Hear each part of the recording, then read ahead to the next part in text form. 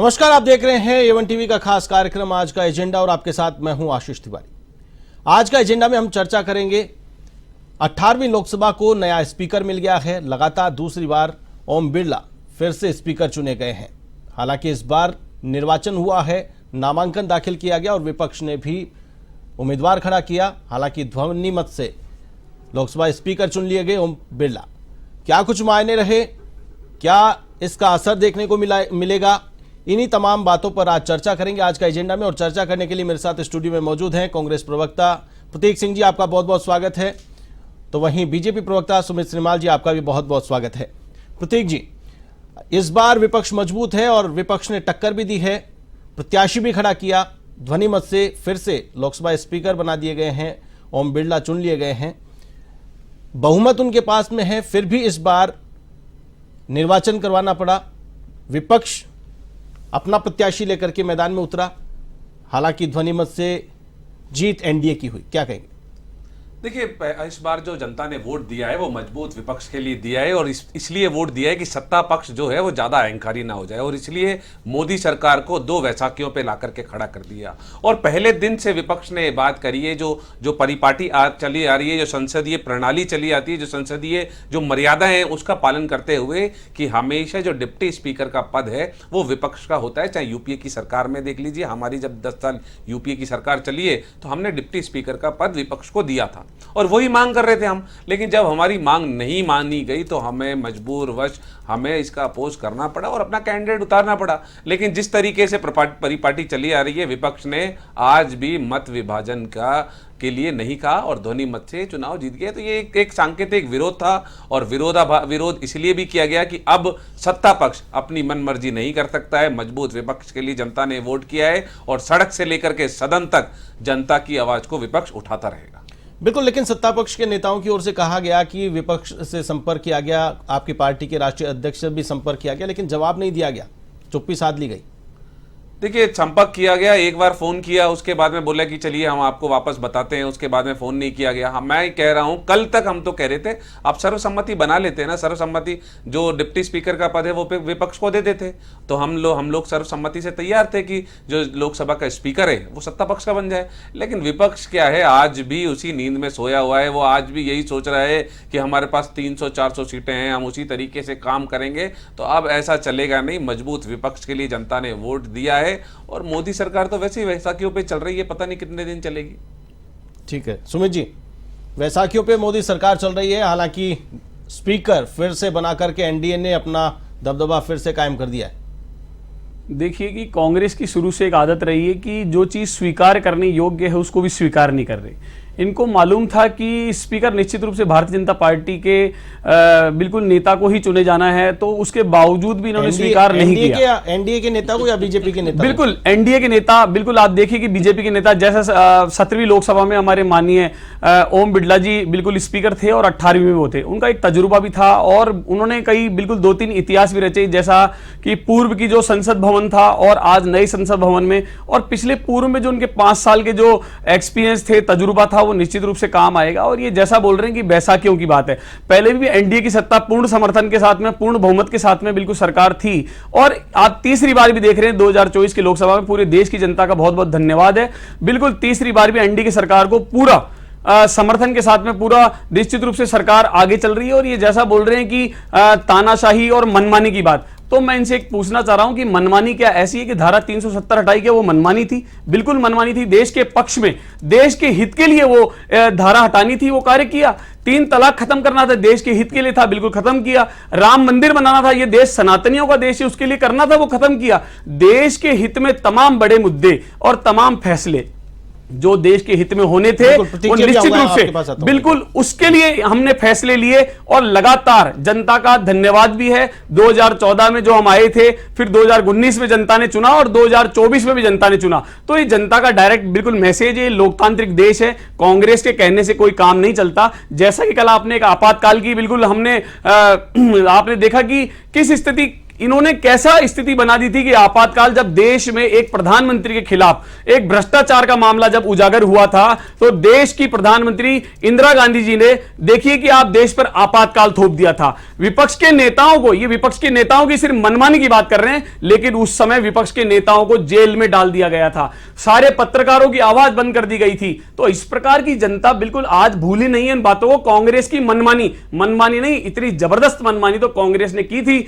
लेकिन जनता का मैं फिर पुनः आभार व्यक्त करूंगा, क्योंकि जनता ने इनको बिल्कुल जवाब भी दिया और परिणाम लगातार 3 बार माननीय प्रधानमंत्री नरेंद्र मोदी जी के नेतृत्व में बिल्कुल हमारे पास सत्ता आई। और सत्ता को देखते हुए निश्चित रूप से हम तीसरे कार्यकाल में, जैसा हमने मैनिफेस्टो में कहा था, निश्चित रूप से हम उस मैनिफेस्टो को लेकर आगे बढ़ रहे हैं और किसी प्रकार का कोई दबाव में कार्य नहीं कर रहे हैं। कांग्रेस की शुरू से आदत पड़ रही है, उसको बोलने दीजिए, लेकिन निश्चित रूप से कोई फर्क नहीं पड़ना। देश विकास तरक्की करेगा। जैसा अर्थव्यवस्था 11वें से 5वें स्थान पर आई थी, निश्चित रूप से हम तीसरे स्थान पर भी लाएंगे और तमाम देश के, जो भारत माता के हित में, देश की जनता के हित में, युवाओं के हित में, महिलाओं के हित में जो फैसले होने हैं, निश्चित रूप से 2024 से 29 के बीच में होंगे। प्रतीक जी, देखिए, इन्होंने राम मंदिर का जिक्र किया तो मैं इनकी जो मेमोरी अल्प है शायद, तो उसको मैं दुरुस्त कर देता हूं कि राम मंदिर का जो फैसला है वो माननीय सुप्रीम कोर्ट ने किया था। हमने बोला था कि अध्यादेश ले आइए, लेकिन सरकार अध्यादेश लाई नहीं। और जब सरकार थी नरसिम्हा राव की, जब अध्यादेश लाया गया था राम मंदिर बनाने के लिए, तो इसी भाजपा ने उसका विरोध किया था। दूसरी बात, धारा 370 हटाई और उसके अंदर फिर हटा करके फिर एक अमेंडमेंट और कर दिया। शायद आपको पता है कि नहीं पता, मैं बता देता हूं। पहले अमेंडमेंट किया था कि वहां जाकर के जो 35 में कि कोई भी व्यक्ति जाकर के वहां पर जमीन खरीद सकता है, और उसके अंदर अब फिर एक अमेंडमेंट कर दिया गया है कि उसके लिए 15 साल का डोमिसाइल होना जरूरी है। जहां से धारा 370 हटाई गई, वहां बीजेपी चुनाव नहीं लड़ी, वहां से भाग गई। जहां पे राम मंदिर के नाम पर वोट मांगती रही, वहां से चुनाव लड़ा तो पता लगा क्या हाल हो गया। उसी उत्तर प्रदेश में नरेंद्र मोदी जी ने चुनाव लड़ा और 10 लाख की वोटों की जीत का दम भरने वाले 1.5 लाख की वोट की जीत पे आ गए। और उसी उत्तर प्रदेश से राहुल गांधी जी ने चुनाव लड़ा तो 3.25 लाख वोटों की जीती। उत्तर से भी राहुल गांधी जी जीते, दक्षिण से भी राहुल गांधी जी जीते। मोदी जी बड़े नेता बनते हैं हिंदुस्तान के, तो जाते दक्षिण से भी चुनाव लड़ते। हमारे नेता ने दक्षिण से चुनाव लड़ा, उत्तर से चुनाव लड़ा और दोनों ही जगह से 3.5-4 लाख वोटों से चुनाव जीता है। और ये बात कर रहे थे कि वादे पूरे किए, तो वादे शायद इनको पता नहीं है क्या वादे किए थे। मैं बता देता हूं, 2014 में जब सत्ता में नरेंद्र मोदी जी आए थे, तो वो वादा करके आए थे कि 100 दिनों के अंदर काला धन वापस आ जाएगा। एक SIT बनाई गई थी, वो आज 10 साल होने के बाद, तीसरा कार्यकाल शुरू होने के बावजूद 1 रुपया काला धन नहीं आया। वादा किया गया था 2 करोड़ रोजगार प्रतिवर्ष देंगे, उस 20 करोड़ रोजगार मिलने थे, 7.5 लाख रोजगार दिए गए। वादा किया था 35 रुपए लीटर पेट्रोल डीजल मिलेगा, तो 100 के पार कर दिया गया। ये मुद्दे आपके थे, चुनाव में आप गए, जनता के बीच गए और उसके बाद जनता ने अपना जनादेश दे दिया है। और वो चलिए, आपकी बात को बड़ी करता हूं, अगर आप ये मानते हैं, बीच में बोलिए, मेरे बीच में बोलेंगे। ठीक है, बोलिए। अगर जनता ने जनादेश दे दिया इन्हीं मुद्दों के ऊपर, तो 75 के अंदर इमरजेंसी लगी थी, उसके बाद 80 के अंदर भी कांग्रेस पार्टी चुन करके आती है, उसके बाद में 84 के अंदर भी कांग्रेस पार्टी चुन के आती है, उसके बाद 91 के अंदर भी कांग्रेस पार्टी चुन के आती है, उसके बाद 2004 के अंदर भी चुन के आती है, 2009 में चुन के आती है। तो जनता ने अपना फिर वहां पे भी फैसला दे दिया। फिर क्यों आप 50 साल पुरानी चीजों को रो रहे हैं अभी भी? बताइए, जनता ने दिया ना उसी के बाद। ठीक है सुमित जी, तो क्या मुद्दों को फिर लेकर के चल रहे, बताइए। ठीक है सुमित जी, ये बोल रहे हैं कि मोदी जी उत्तर और दक्षिण की बातें कर रहे हैं, तो ये तो परिणाम बिल्कुल आपने जैसा बताया एंकर महोदय कि बिल्कुल निश्चित रूप से जनता ने परिणाम दिए ना। ये लोकतांत्रिक देश है भाई, आपके कहने से काम नहीं चलता। यहां लोगों ने वोट दिया और बिल्कुल निश्चित रूप से पूर्ण समर्थन के साथ, पूर्ण बहुमत के साथ में एनडीए ने तीसरी बार सरकार बनाई है। अगर वास्तव में कांग्रेस कार्य करती तो 99 सीटों पर नहीं सिमटती। ये आपके सिर्फ बोलने से काम नहीं चलता। आप देखिए कि पूरे देश में, और आप जैसे अयोध्या की बात कर रहे हैं, तो बिल्कुल हमने जैसा कहा था, हम वोटों की राजनीति नहीं करते, हम सिर्फ राजनीति का चश्मा लगा करके देश की सेवा को नहीं देखते। आप देखिए, हमने जो कहा था राम मंदिर बनाना था, बनाया। वोट देना नहीं देना जनता के हाथ में था, निश्चित रूप से। धारा 370 तो आपके कार्यकाल में क्यों नहीं बना पाए? आपके कार्यकाल में क्यों नहीं बना पाए? जनता शुरू से चाहती थी कि धारा 370 हटे, एक निशान, एक विधान, एक झंडा हो पूरे देश का। लेकिन कांग्रेस ने कभी ऐसी मानसिकता भी नहीं रखी। ये तो देश को लगातार लूटते रहे, सिर्फ गरीबी हटाने का नारा देते रहे, झूठ पाखंड इन्होंने किया। उसका परिणाम लगातार देश की जनता ने कांग्रेस को दिया है और आज ये विपक्ष का सिर्फ मजबूती के साथ में बातें कर रहे हैं। इनकी मानसिकता और अब सोच भी छोटी हो चुकी है कि हमको सिर्फ विपक्ष का नेता बनना है। अब इनकी मानसिकता से हट चुका है कि हम भी कभी कांग्रेस प्रधानमंत्री बना पाएंगे या कभी हम पक्ष में बैठेंगे, क्योंकि इन्होंने कभी करते ऐसे किए ही नहीं। एक बहुत बड़ी एक छोटी सी कहावत है कि बीज बोए नीम का और आम की आशा करे, लेकिन बीज तो इन्होंने नीम के बोए थे तो आम कहां से आएंगे? अब तो निम्बोली उगरी है। तो निम्बोली को बिल्कुल यूज करिए और आराम से विपक्ष के नाते शांति से बैठ रही है। 5 साल देखिए, देश के विकास में वो नए आयाम को छुएंगे। बिल्कुल भारत की अर्थव्यवस्था तीसरे स्थान पर पहुंचेगी और आप देख रहे हैं, इनको मालूम होना चाहिए कि विपरीत परिस्थितियों में 1991 में इंदिरा गांधी बिल्कुल कांग्रेस की सत्ता में सोना गिरवी रखाया गया था, सोना गिरवी रखा गया था। लेकिन आज माननीय प्रधानमंत्री भारत माता के सपूत जिसके नेतृत्व में वो देश से वापस सोना छुड़वाया जा रहा है, जनता के सब सामने है। हमारे बोलने से या कांग्रेस के प्रवक्ता के बोलने से कुछ नहीं फर्क पड़ता, लेकिन जनता ने वोट दिया। मैं इसका बहुत बहुत तहे दिल से आभार व्यक्त करता हूं और आज माननीय सभी देश के देशवासियों को, राजस्थान की जनता को मैं आभार व्यक्त करता हूं कि 18वीं लोकसभा में हमारे नए स्पीकर माननीय श्री ओम बिड़ला जी को चुना गया और निश्चित रूप से इनके कार्यकाल में दोबारा नए इतिहास रचा जाएगा देश के तमाम सकारात्मक निर्णयों को लेकर के। प्रतीक जी कुछ कहना चाह रहे हैं? देखिए, ओम बिड़ला जी के कार्यकाल में वाकई में इतिहास रचा गया, जो कभी नहीं हुआ कि 150 से ज्यादा विपक्षी सांसदों को सस्पेंड कर दिया गया। वो कभी नहीं हुआ था, वो सिर्फ ओम बिड़ला जी के कार्यकाल में हुआ। और उसी समय पे जो बहुत जरूरी जो विधेयक थे, जो कानून थे, वो पास किए गए। तो आज अखिलेश यादव जी ने आज ये भी कहा था कि अब आप ये मत करिएगा कि आप किसी को भी सस्पेंड कर दे। विपक्ष की भी आवाज सुनिए। विपक्ष भी इसी हिंदुस्तान की जनता का रिप्रेजेंटेशन है। जो 235 जो सांसद चुन करके आए हैं, वो इसी हिंदुस्तान की जनता का रिप्रेजेंटेशन करते हैं। तो अब इस तरीके की कृत्य अब मुझे लगता है कि अब नहीं कर पाएंगे। जो आज फोटो भी देखने को मिली कि विपक्ष को साथ लेकर के चलना ही पड़ेगा, बिना विपक्ष को साथ लिए नहीं चल सकती अब संसद। बिल्कुल, चलिए चर्चा का दौर लगातार जारी रखेंगे। मेरे साथ चर्चा में मौजूद हैं कांग्रेस प्रवक्ता प्रतीक सिंह जी और सुमित श्रीमाल जी बीजेपी से। प्रतीक जी, जिस प्रकार से एनडीए ने लोकसभा स्पीकर बनाया है बीजेपी के नेता को, विपक्ष लगातार यही हवा दे रहा था कि स्पीकर बनने दीजिए, नायडू, नीतीश ये सब स्पीकर मांग रहे हैं और जैसे स्पीकर का निर्वाचन होगा और सरकार धड़ाम से नीचे आ जाएगी। कैबिनेट का जो गठन होगा उसको लेकर के भी कयासबाजी थी कि कैबिनेट अब वैसी नहीं दे पाएगी जैसी पहले चल रही थी और अब इसमें सिर्फ टॉवल होगा, सरकार पूरी चल नहीं पाएगी, गठबंधन की सरकार है, सहयोगियों को देना पड़ेगा। लेकिन इस बार जब स्पीकर का चुनाव देखा जा रहा है, मंत्रिमंडल का गठन देखा जा रहा है, मोदी सरकार या यूं कहें कि बीजेपी अपना वर्चस्व वैसे की वैसे दिखाती हुई नजर आ रही है। प्रतीक जी, देखिए, मोदी सरकार तो आप बोल रहे हैं, मुझे तो मोदी सरकार बोलते हुए तो अब कोई ना तो नरेंद्र मोदी जी दिखाई देते हैं, ना बीजेपी के कोई बड़े नेता दिखाई देते हैं। छोटे कार्यकर्ता जरूर बोलते हैं तो बोलते हैं। और उससे पहले पिछले कार्यकाल में आपने सुना था कि कभी की एनडीए की सरकार बनी है? हर जगह मोदी सरकार, बीजेपी की सरकार भी नहीं बोलते थे। एक अकेला सब पर भारी 400 पार का नारा लगाने वाले अभी 272 पार भी नहीं कर पाए। और आपने ये कहा कि विपक्ष के नेता कह रहे थे, मैंने तो सुना नहीं कौन से विपक्ष के नेता कह रहे थे कि स्पीकर के चुनाव के बाद में धड़ाम से सरकार गिर जाएगी।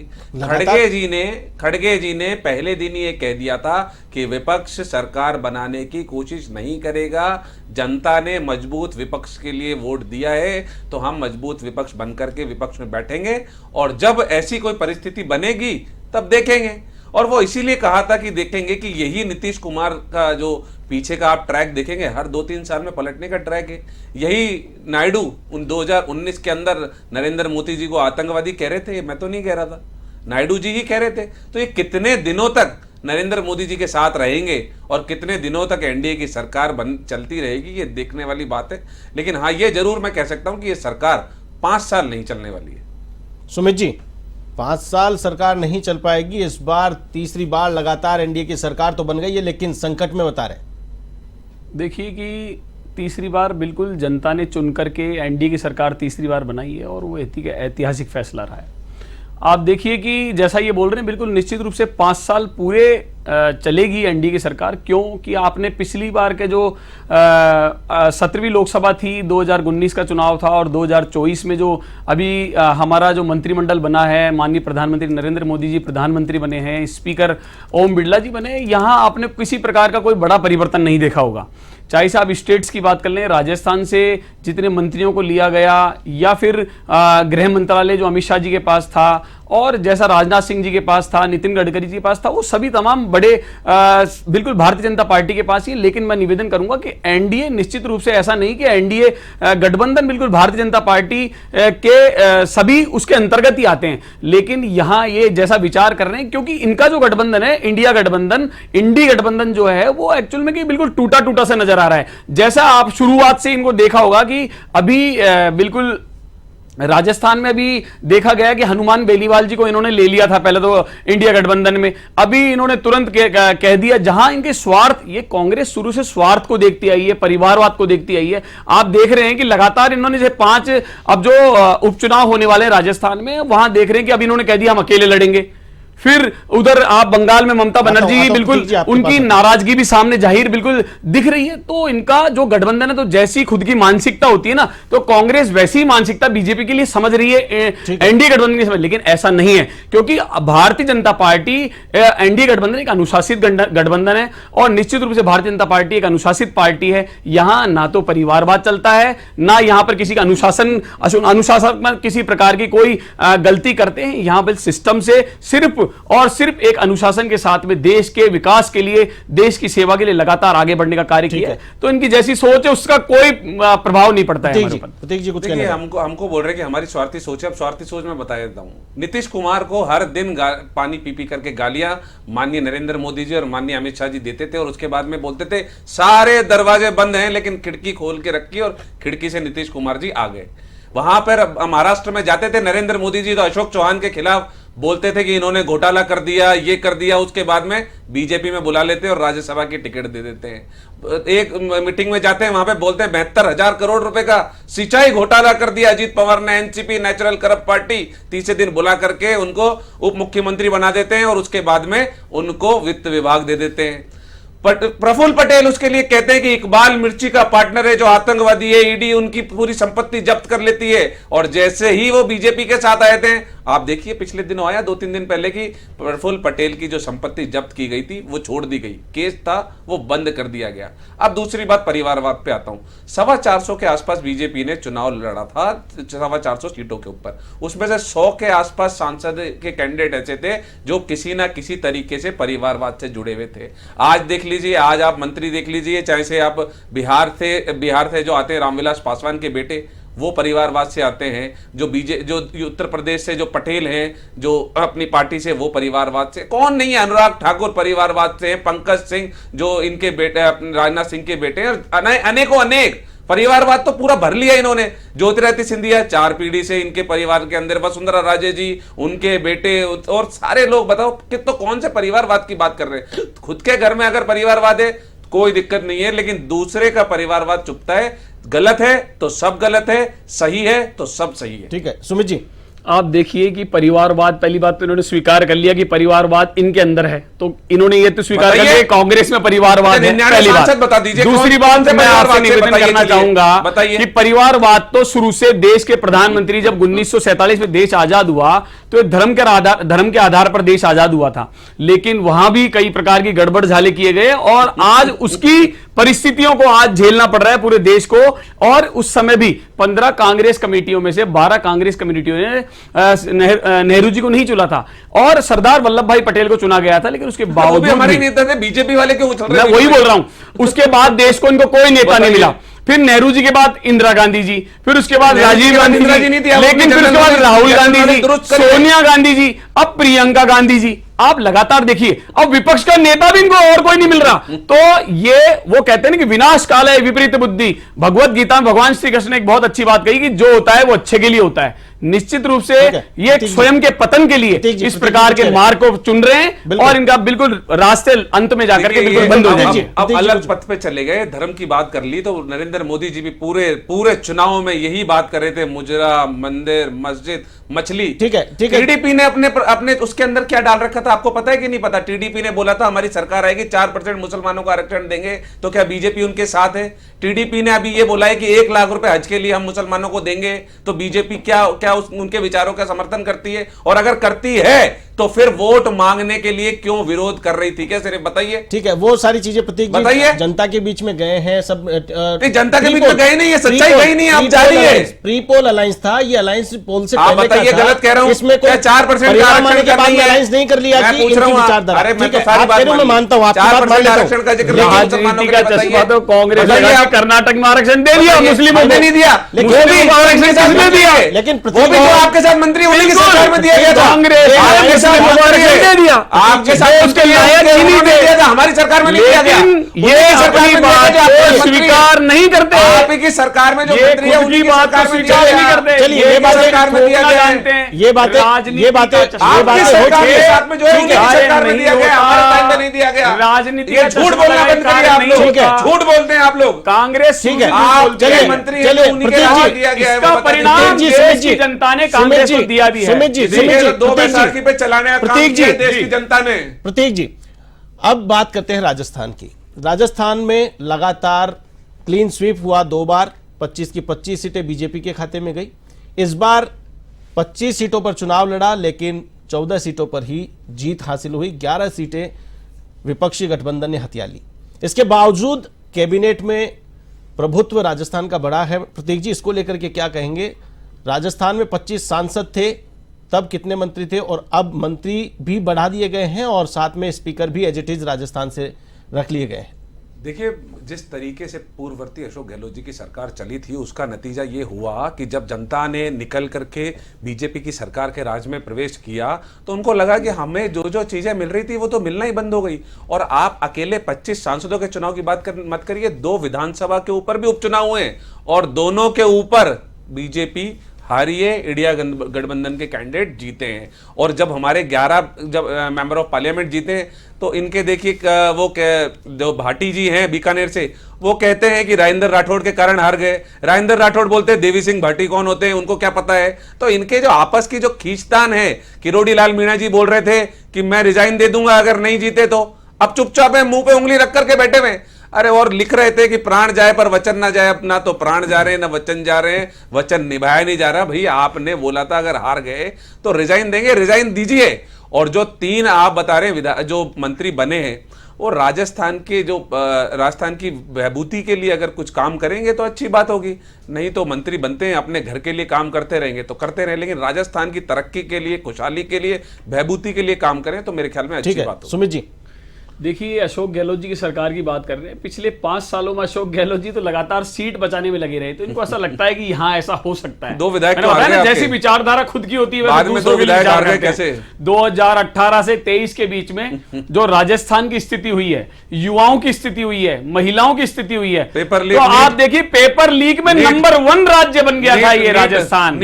और भजन लाल जी सरकार के बिल्कुल आते ही माननीय मुख्यमंत्री भजन लाल जी ने लगातार पेपर लीक माफियाओं पर जो शिकंजा कसा, ऐसा परिणाम जनता के सामने है। हाँ? ये कांग्रेस ने 2018 से 23 में क्या स्थिति करी थी? महिला उत्पीड़न में नंबर 1, अभी भी वही, पेट्रोल डीजल की दरों में नंबर 1 अभी है क्या? बताइए, जवाब दीजिए। हाँ, बता रहा हूं। हाँ, बिल्कुल। 12,000 पेपर लीक में नंबर 1 था क्या? 70 पेपर लीक हुए केंद्र सरकार आप देखिए, केंद्र सरकार की योजनाओं को सिर्फ रोकने का कार्य किया है। केंद्र सरकार की योजनाओं को रोकने का कार्य किया है। माननीय, आपने ईआरसीपी को रोकने का कार्य किया, आपने महंगी बिजली ली, और सबसे बड़ी बात, इनके ही नेता लगातार अपने नेताओं के खिलाफ जाते रहे, लगातार धरने देते रहे, लगातार लाल डायरी लेकर के दिखाते रहे, लगातार लाल डायरी याद है क्या? लाल डायरी, बिल्कुल लाल डायरी याद है क्या? लाल डायरी है कि मुख्यमंत्री को नकार और निकम्मा कहा जाता था। वो राजस्थान की सरकार 2018-23 में क्या चलाएगी कांग्रेस?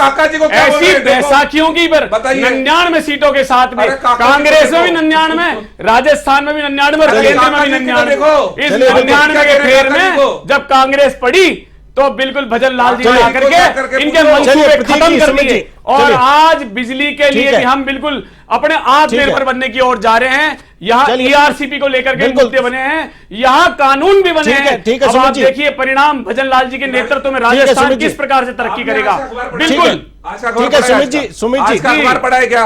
आज के अखबार के अंदर ही ये लिखा हुआ है कि 7 घंटे की बिजली कटौती होगी औद्योगिक इकाइयों के अंदर। ये तो प्रबंधन है माननीय इनका। मुख्यमंत्री, बताइए, ठीक है, इस 12,000 करोड़ के केस होते हैं इस राजद में 5 महीने में। बताइए कहां से हो रही है? सुमित जी, ये जहां से आते हैं प्रतीक जी, सुमित जी, ऐसी भ्रष्टाचारी 2 MLA इस पर भ्रष्टाचार फिर से चर्चा करेंगे। आज समय की सीमा है।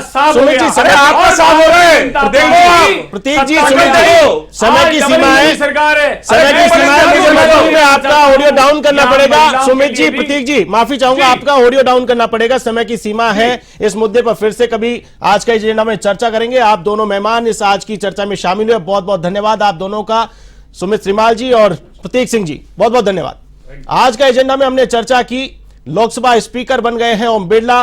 देखना दिलचस्प होगा जिस प्रकार से विपक्ष अब भी उम्मीद में है कि फुटबॉल होगी, सरकार 5 साल नहीं चलेगी, लेकिन चैलेंज एनडीए के पास, मोदी के पास कि 5 साल क्या सरकार चलाएंगे और क्या जनता की उम्मीदों पर फिर से खरे उतर पाएंगे। आज का एजेंडा में फिलहाल के लिए बस इतना ही। मुझे दीजिए इजाजत, नमस्कार।